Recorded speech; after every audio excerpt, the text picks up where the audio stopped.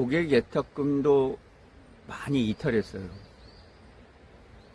50조를 이탈했고, 현재 저는 증권사에서 이제 신용과 미수 쓰는 거를 원래 좋아하지 않습니다. 결코 해서는 이제 안 되는 일이라고 제가 계속 이야기를 드리고 있는데, 그것은 왜냐하면 이제 위험에 대비해서 견딜 수가 없어요. 주식은 이제 급한 돈부터 잃어버리기 때문에 저는 신용과 미수 쓰는 것을 이제 원치 않는데, 현재 신용과 미수도 이제 18조 원 이하로 떨어지면서 시장에 동력이 없습니다. 코스피 거래대금을 보면 10조 원 밑으로 이제 형성될 때가 많아요. 그러니까 거래 자체가 그렇게 활성화가 안 되는 그런 형국이에요. 어떻게 보면 이제 속된 말로 코스피 지수와 코스닥 지수가 이제 전 세계적으로 왕따를 당하고 있는데, 참 투자자 입장에서 괴롭습니다. 뭐가 이렇게 이제 성장하는 모습이 나와야 주식을 할 맛이 나는데, GDP 성장률도 거의 마이너스나 0%에서 머물고 있고 성장 자체가 되질 않습니다. 기업들은 오죽하겠어요. 그나마 코스피 지수가 마이너스 4% 연간으로 이렇게 적게 이제 하락을 하는 데는, 물론 삼성전자가 마이너스 25%가 넘는 이제 하락을 보이고 있지만은, 여기에는 HBM 공급으로, 단독 공급으로 이제 크게 주가가 오른 SK 하이닉스, 시가총액 2위를 구성하고 있는 SK 하이닉스의 역할이 굉장히 큽니다. 현재 거의 28% 이상, 연간으로 30% 정도 이제 주가가 올라오고 있어요. 반면에 지금 반도체 삼성전자와 더불어서 부진한 기업들이 있죠. 2차전지 기업들이에요. LG에너지 솔루션이 이제 한 마이너스 4% 정도 하락을 하고 있고, 이를 또 뒷받침해 주는 것이 있어요. 삼성 바이오로직스가 이제 플러스 31%, 여기에 이제 현대차가 플러스 5% 정도 이렇게 뒷받침을 하고, 은행주들이 이제 시가총액 상위에 포함이 되면서 마이너스 폭을 이제 좀 줄여주고 있는 그런 상황이에요. 코스닥은 전혀 이제 시총 상위주들이 견디지를 못하고 있고, 내다버린 것 같죠. 내다버린 것 같아요. 10년 전으로 이제 회귀를 하고 자칫하면 700포인트 깨져서 이제 600포인트대로 다시 진입을 할 정도 되니까, 국내 시장이 이제 처참한데, 3분기 실적 삼성전자 컨퍼런스 콜에서 이제 HBM3 8단에 대한 이 공급 가능성, 이런 걸 이제 내비쳤죠. 그래서 주가가 좀 뛰어오르기도 했었는데, 도로 제자리 갖다 놓고 이제 금요일 날은 미국의 반도체 기업들의 주가가 이제 하락을 하면서 다시 하락하는 국면을 맞았는데, 요인은 이런 겁니다. 지금 수백억 달러 이제 미국의 빅테크 기업들이 인공지능에 캐펙스라고 하는 이 자본 투자를 단행하고 있어요. 미래 먹거리죠. 이걸 하기 위해서 인공지능에 투자를 하고 있단 말이에요. 데이터 센터에. 규모가 이제 수십 조씩 되니까 이 수혜를 이제 거의 엔비디아가 독점하고 있죠. 이걸 이제 TSMC와 SK 하이닉스가 나눠 갖고 있는 이런 형국인데, 그런데 이제 향후에도 지속적으로 이렇게 미국의 빅테크들이 지금과 같이 대규모의 그런 캐펙스 자본 투자를 할 수 있겠는가, 여기에 대한 이제 우려가 존재하라는 거예요. 지속적으로 이제 수조 원씩 막 이렇게 돈을 쏟아가면서 데이터 센터를 구축할 수 있을까? 이런 우려가 이제 시장에 존재를 하고 있다. 그래서 엔비디아 주가 포함해서 이제 반도체 주가들이 큰 폭으로 하락을 하면서, 지난 금요일 날 이제 삼성전자나 SK 하이닉스가 동반 영향을 받은 그런 상황이에요. 그래서 지난주에 이제 3%대에서 마이너스 3%대에서 마이너스 4.5%대로 이제 약간 추가적으로 더 주가가 하락을 한 그런 상황이에요.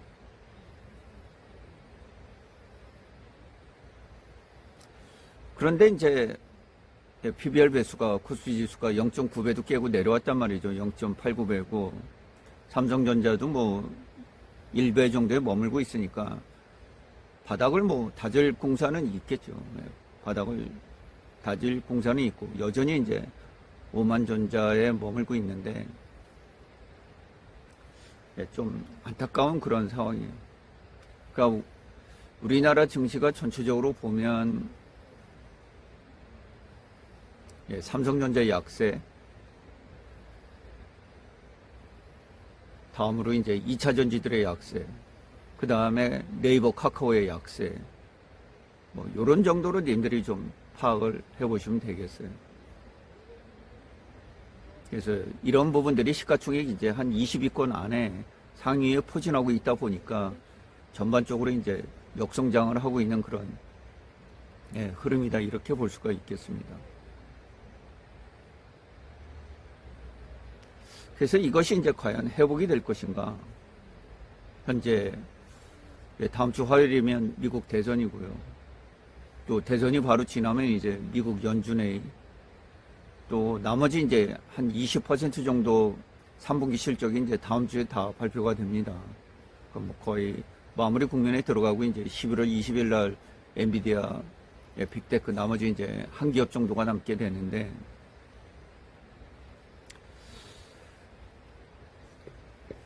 미국은 이제 보통에서 그 대선이 끝난 후에 증시가 대단히 강했어요. 11월 달에 이제 대선에 대한 불확실성이 사라지면서 증시가 그 강세를 보인 달이기도 해요.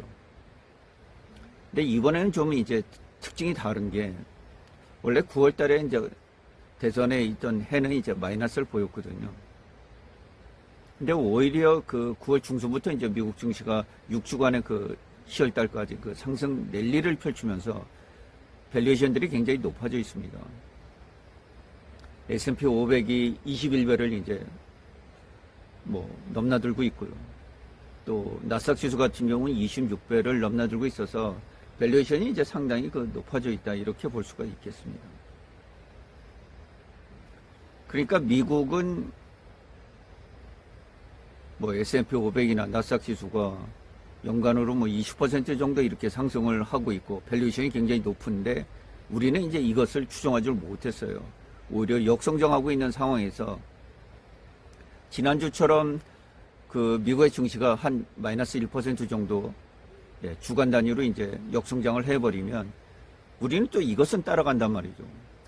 올라갈 때 따라가지 못하고 내려갈 때는 꼭 그것을 따라가요. 그러니까 이게 좀 어려운 거예요. 답답하죠. 남들 올라갈 때는 빌빌거리고 하락할 때는 또 잘도 따라갑니다. 이게 이제 하락장에서 대표적으로 나타나는 특징인데, 지금 뭐 나스닥 지수하고 코스피 지수하고 이격도 대단히 많이 벌어져 있는 그런 상황이에요.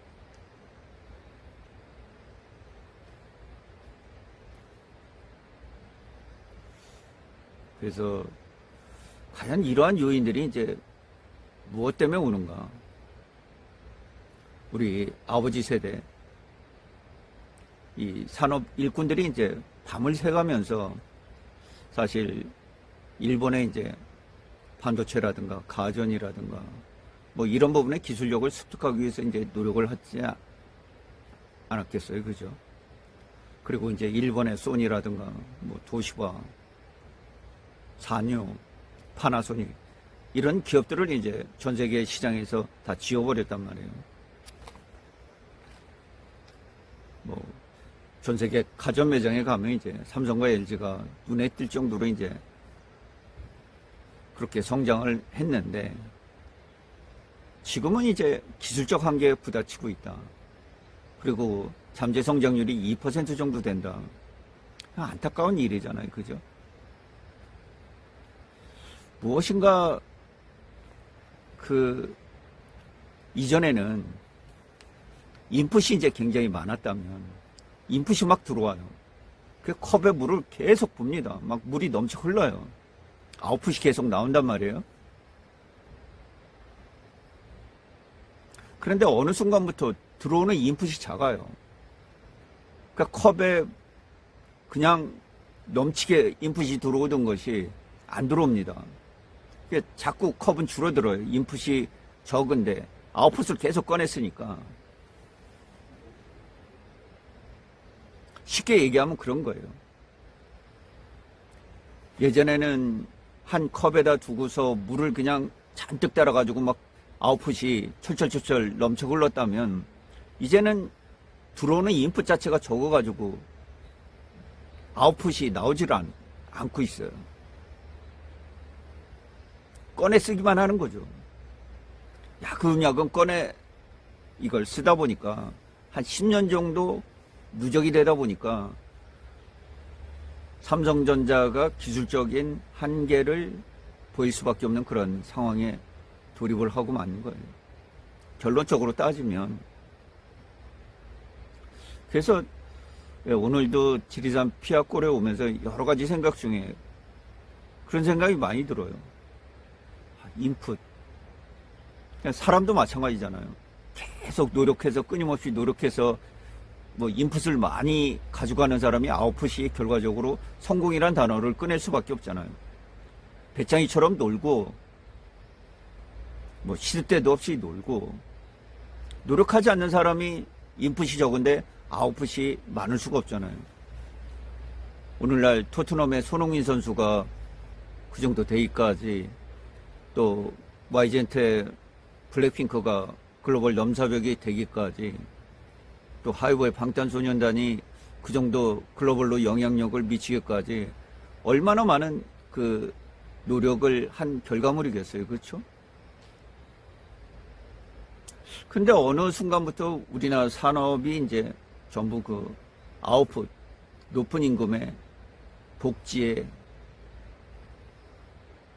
뭘 받아내는 데 익숙하단 말이에요. 더 해보고 더 열심히 해보고 막 이런 것보다는 이제 삶과 일 간의 그 균형. 일론 머스크 제가 종기를 읽은 적도 있고 이제 여러 가지 뭐 테슬라 책도 읽고 스페이스X 이런 얘기도 이제 쭉 이렇게 봤는데 굉장히 그 뭐 거의 밤을 새고 일하잖아요. 제가 최근에 그 네이버 블로그에 동영상도 올려드렸는데 나는 깨어나고 일하고 깨어나고 일하고 깨어나고 일하고 그러니까 그 패권 로켓을 쐈다가 다시 이제 그 로켓 발사대 로봇팔로 붙잡는 그런 기술력을 이제 확보하고 있는지도 모르겠습니다. 그래서 결국 이제 국내 증시의 좀 안타까움은 인풋이 대단히 줄어들고 있다, 사회적으로. 그래서 이런 부분에 좀 문제가 있지 않겠나. 이렇게 좀 개인적으로는 좀 보고 있습니다. 특히 2024년 우리 증시가 양시장 모두 이제 역성장을 하면서 그냥 소외돼 있다, 왕따, 뭐 이런 단어들을 써야 되니까 고통스럽죠. 뭐 주식을 하는 입장에서 왕따된 시장에서 이 주식을 하는 것만큼 고통스러운 일이 없지 않습니까? 주식이라는 게 1602년에 이제 동인도 회사 뭐 이런 향신료나 금과 은 뭐 이런 걸 이제 가져오기 위해서 그 위험을 무릅쓸 수 없으니까 많은 투자자들한테 이제 투자금을 받고 그 투자금을 이제 종이에 기록해 주면서 활성화가 됐는데 어떤 기업이 잘 되도록 이제 많은 사람의 그 자본을 모아서 이자 지불 없이 이제 이렇게 기업을 성장시켜주는 좋은 일이에요.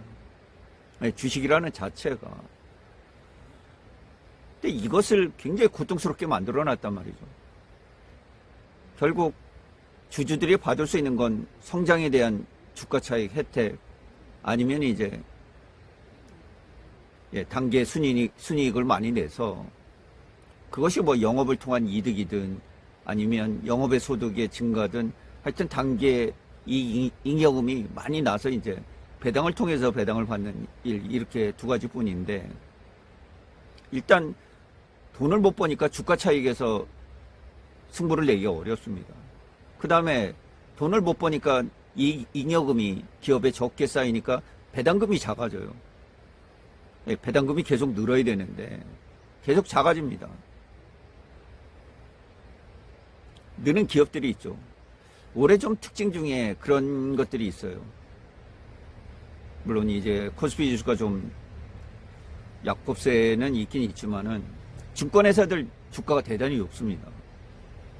이상한 현상이에요. 그 다음에 현대중공업 그 HD 이쪽에 굉장히 그 주가가 높아요. 조선 이쪽이 주가가 높습니다. 그 다음에 방산도 주가가 높아요. 그 다음에 전력 관련도 주가가 높고 보험도 주가가 높아요. 그러니까 이런 섹터들. 그 다음에 미국의 이제 2024년도 최고로 그 가장 강한 섹터가 유틸리티죠. 일부 이제 한국가스공사 이런데 유틸리티 쪽으로 이제 굉장히 또 강한 면모를 보이고 있어요.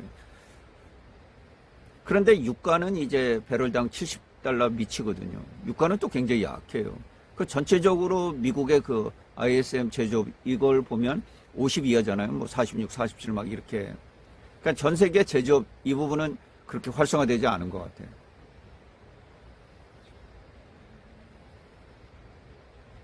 그런데 굉장히 그 이상한 구조를 띠고 있어요. 올해 같은 경우. 그래서 대응이 이제 자체가 굉장히 그 어려운 상황이다. 이렇게 볼 수가 있겠어요.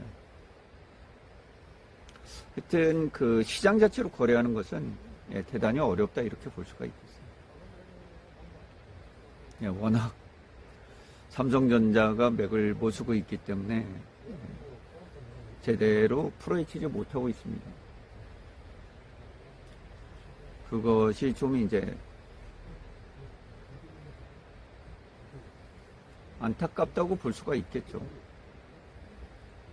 결국에는 이제 뭐 삼성전자의 문제라고 볼 수 있겠죠. 삼성전자 하나만 이제 좀 반등을 주면 뭐 올해 충분히 이제 뭐 성장 가능성은 놓여 있습니다. 아직 11월, 12월 이제 시장이 강한 두 달이 놓여 있고, 미국 대선도 이제 11월 5일 날 치러지긴 하지만은 약간 그 스윙 스테이트 7개 경합지에서 이제 약간 시간은 좀 소비를 할 것 같아요.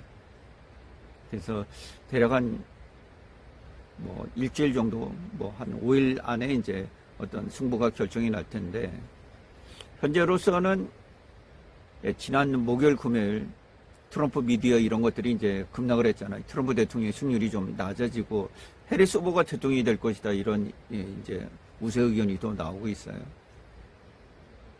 그래서 상당히 그 혼조세인 흐름을 이제 보여주고 있는 그런 상황입니다.